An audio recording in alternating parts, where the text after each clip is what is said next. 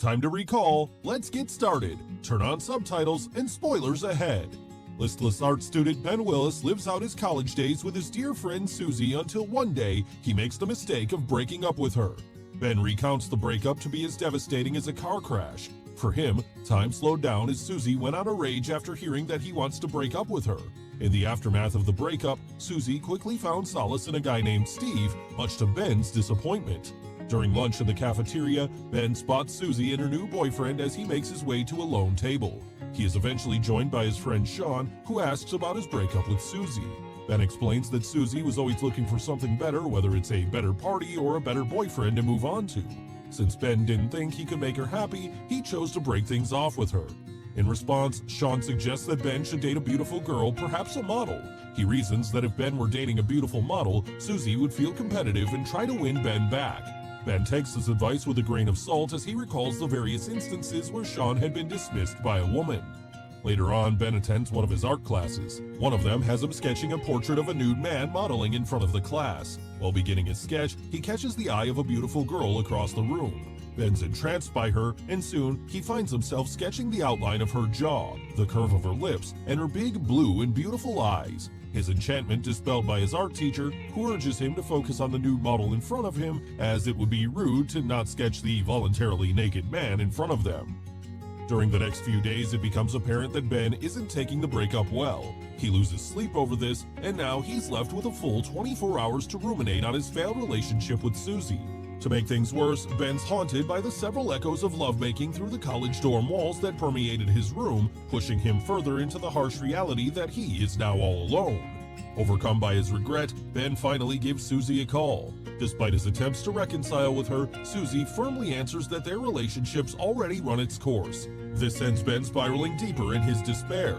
For the next couple of nights, Ben does his best to keep himself busy during his free time both in the day and in the night when he's plagued by insomnia. During one of his nighttime misadventures, Ben happens upon a local supermarket. In the supermarket, Ben sees a flyer indicating that the store's looking for someone to man the night shift. Finally, Ben's found the perfect solution to keep himself busy at night. It isn't long until Ben scored an interview with the manager, and soon he's an official employee of Sainsbury's supermarket. As his employer Jenkins is about to shake his hand, all Ben could think of is that something's about to change in his life. During his night shift, Ben's been staring at a spilled bag of peas for a considerable amount of time. Jenkins comes by and scolds him for staring at the peas and not doing anything. This startles Ben awake from his catatonic state, but he's immediately distracted by a beautiful woman reaching for something while her shorts are lifted to reveal her undergarments. At this point, Ben thinks about how much he loves painting the female form. To him, there's some kind of hidden power that the female body holds, and most women carried this unknowingly. This is when Jenkins slaps Ben on the head, prompting him to finally clean up the bag of peas. As Ben becomes accustomed to his new job, he notes how each of his coworkers handles the art of passing the time. Sharon Pinty, the cashier lady, exhibits the most fundamental aspect of time passing, avoiding the clock and never looking at it. Then there's Barry Brickman, who approaches the problem differently. Brick's mastered the art of doing anything besides work. In tandem with his foolish misdemeanor is his friend Matt Stevens. One of their running gags is slipping a recreational adult toy into the shopping baskets of women. Once they are at the checkout counter, Barry and Matt would curiously watch whether each woman would purchase the adult toy. When some of them do purchase it, it would put a smile on their faces. The only one who doesn't engage in the art of time passing is their boss, Jenkins. Jenkins didn't need to pass the time because he relishes every moment pandering to his egotistical sense of self, talking ceaselessly about his life to the bored employees.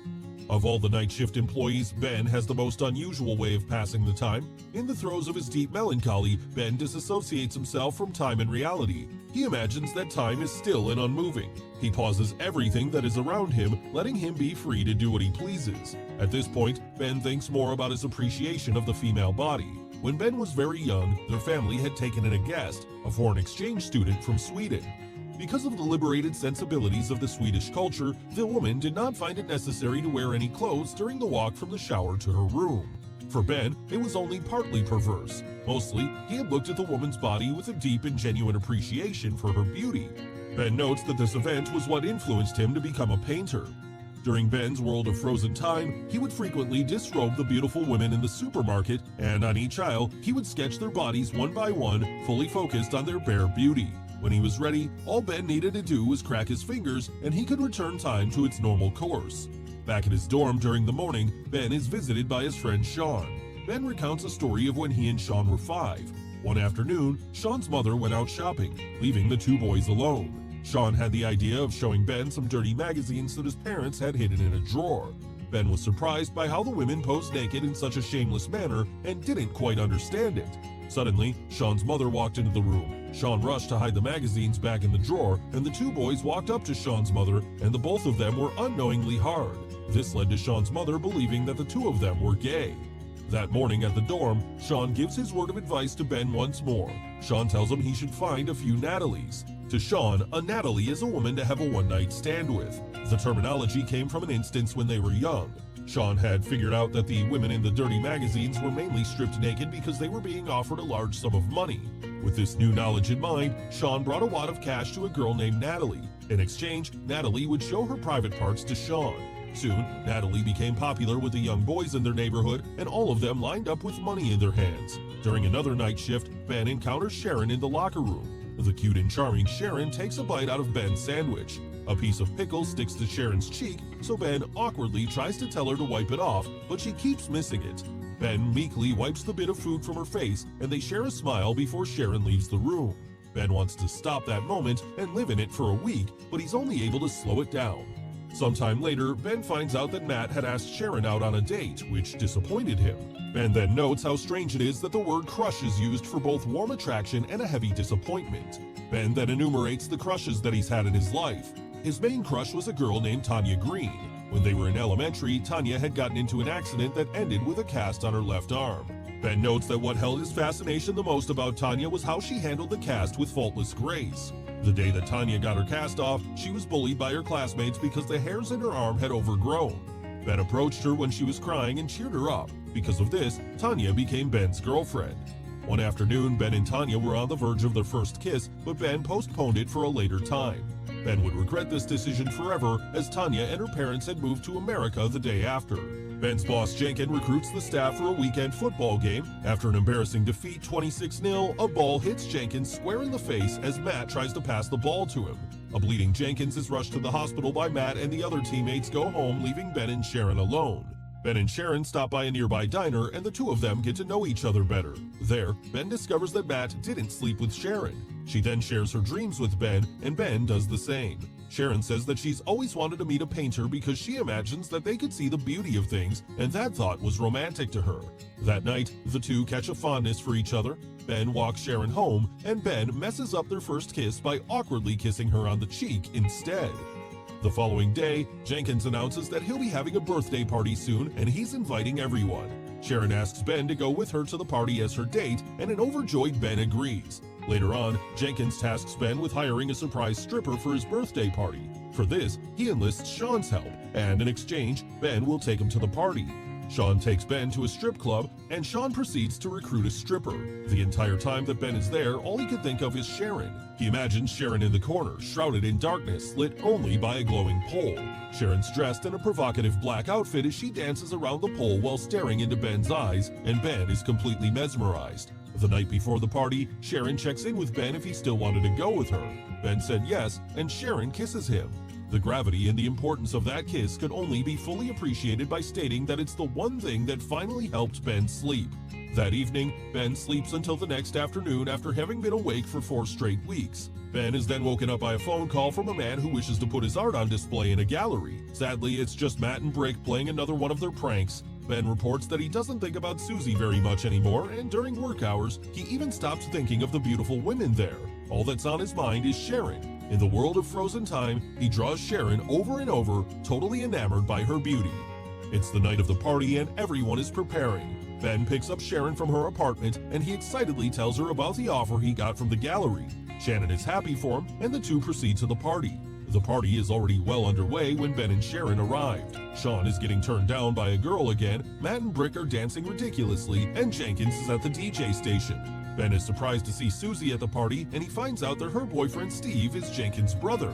After an awkward encounter with Susie, Ben and Sharon go on to enjoy the party. Eventually, the surprise stripper comes in. She dances in the middle of the room and directly in front of Jenkins, giving him a lap dance. After the dance, the stripper goes up to Sean. He recognizes her, and funnily enough, the stripper is actually Natalie from Sean's childhood. They greet each other, and the two of them hit it off near instantly. While Ben is waiting in line for the upstairs bathroom, Susie approaches him. Meanwhile, Sharon is waiting downstairs with Jenkins trying to make a move on her again. As for Brick, he's set to do a stunt that involves him riding a box down a flight of stairs. Everyone gathers around the stairs to watch Brick. At this point, Susie kisses Ben in an attempt to reconcile with him. At this moment, Sharon had looked over the upper floor because Brick was about to slide down the stairs. Sharon sees the kiss between Ben and Susie, making her storm off in a rage. Ben pushes Susie away and he rushes towards Sharon, who is now about to leave for the door. Ben stops time once again and he realizes that no matter how long he stays frozen, he cannot undo what had happened. Ben stays there by Sharon's side for 2 days before letting her go. Ben goes straight to Sharon's apartment and tries to explain everything to her, but Sharon is too blinded by her anger. Ben leaves her apartment, and for the next few days, he spirals into his insomnia once again. Additionally, Ben doesn't see Sharon at work, too. The day comes when Ben visits the art gallery that Matt and Brick pretended to call from. The art gallery owner denies having an appointment with him, making him realize that he had just been pranked. But before Ben leaves, the owner spots his sketches of Sharon in his hands. The owner becomes interested, and not long after, Ben is offered a night to display his work in the gallery. One day, Sharon receives an official invitation to Ben's art display titled A Frozen Second. Despite her initial anger with Ben, she decides to visit the gallery. Once she arrived that evening, she's surprised to see that each artwork there is about her, with hundreds of different paintings all depicting her. As Sharon stands in awe, she catches Ben's attention and they lock eyes. Ben tries to explain once again what had happened at the party, but Sharon tells him he doesn't need to explain. The art display expresses more than words could. Ben then kisses Sharon and time stops, but this time both Ben and Sharon can move in the frozen world. Ben takes Sharon out in the snow with 1,000 snowflakes suspended in the air. The lovers share a kiss once more in the world of frozen time.